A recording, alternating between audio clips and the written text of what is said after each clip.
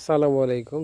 এই আমি যে জমির সামনে দাঁড়িয়ে আছি এটা পাটের জমি।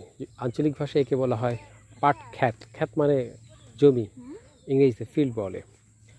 তো এখানে দেখেন কত সুন্দর কাণ্ড। এটা পুরো একটা পাট খ্যাত।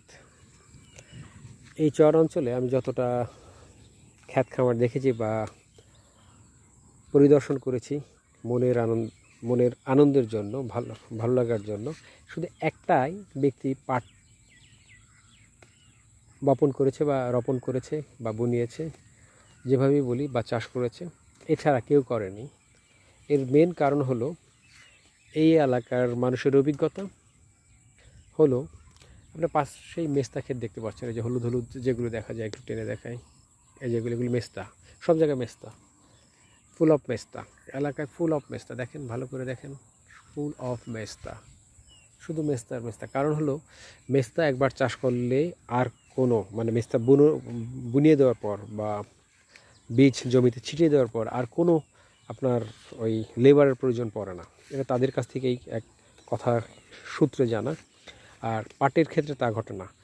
এবং পাটকে বাজ দিতে হয়। বাজ দেওয়া মানে হলো যে কোনটাকে ফেলে দিতে হয়, মোটাটাকে রাখতে হয়। এবং আরও একটা জিনিস আছে যে মেস্তার মূল্য বেশি, পাটের মূল্য কম। খুব শৌখিন না হলে কেউ নর্মালি পাট চাষ এই এলাকায় করেন না। আর আমার যে এলাকা আছে সে এলাকায় আমি দেখেছি কেউ মেস্তা সম্পর্কে কারো আইডিয়া নাই। আমি এই এলাকায় না আসলে মেস্তা বলতে যে কিছু জিনিস আছে এটা জানতামই না। যাই হোক, এই হলো পাটের জমি। যারা একদম দেখেন নাই, একদম গোড়া থেকে মাটির এই থেকে পাটের জমি এরকম হয়, পরে তাকে গোল্ডেন ফাইবার অফ বাংলাদেশ বলা হয়। তো এখন আমি এই পাটের জমিতে আসছিলাম কিছু শাক নেওয়ার জন্য। কারণ এটার যে নরম কাণ্ডটা দেখতে পাচ্ছেন, এটাকে শাক হিসেবে খাওয়া যায়। কারণ ডাইজেশনের জন্য অনেক ভালো, পেটের জন্য অনেক ভালো, হজম খুব ভালো হয়। যাই হোক, আমি পাট শাক খেয়ে স্বাদটা হয়তো আমিই পাবো, কিন্তু পাটের জমি কেমন হয়, পাট দেখতে কেমন হয় আপনারা দেখলেন, এইরকমই হয়। তো যারা একদম আধুনিকতার কারণে বাচ্চাদেরকে শহরে লালন পালন করেছেন এবং বাচ্চারা শহরে লালিত পালিত হয়েছে এবং বিদেশে আছেন, তারা জানেন না।